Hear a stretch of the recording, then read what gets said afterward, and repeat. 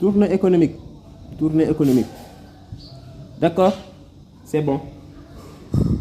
waaye de pour man doo ko tal de war laa kàttal instant bi de tournée économique moom war laa kàttal instant bi ndax coow li nga xamante ne am na Cour des comptes mu nekk scandale ba rëy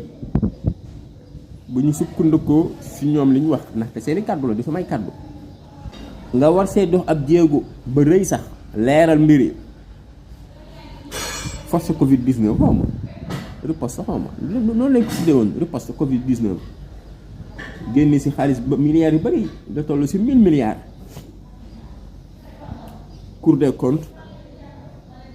am lu mu signalé ma dégg bi passé Mansour Faye mun na ña nekk foofu ay politiciens leen moom tamit du politicien xanaa moom Mansour Faye moom du politicien.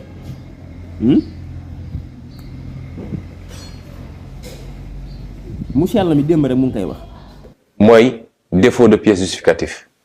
nee nga dépensé nga nangam million wala nangam milliard ñu ne la andil li koy firndeel ci ay facture rek nangam nag nga ne amoo facture amoo lenn lu ko mën a firndeel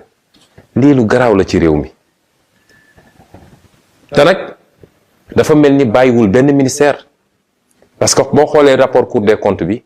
9 ministères la concerné. doy na waar bi nga doog a ñëw yaa woote woon transparence maanaam dara du lëndëm na lépp a leer surtout la jëm si alalu askan wi say kàddu la woon en 2011 ba ni nga toogee 2012 moom laa doon wax ok dina ma la wax nag la waykat bi waxoon. ma ni sooy dem ba xamatoo fa nga jëm dellu fa nga jóge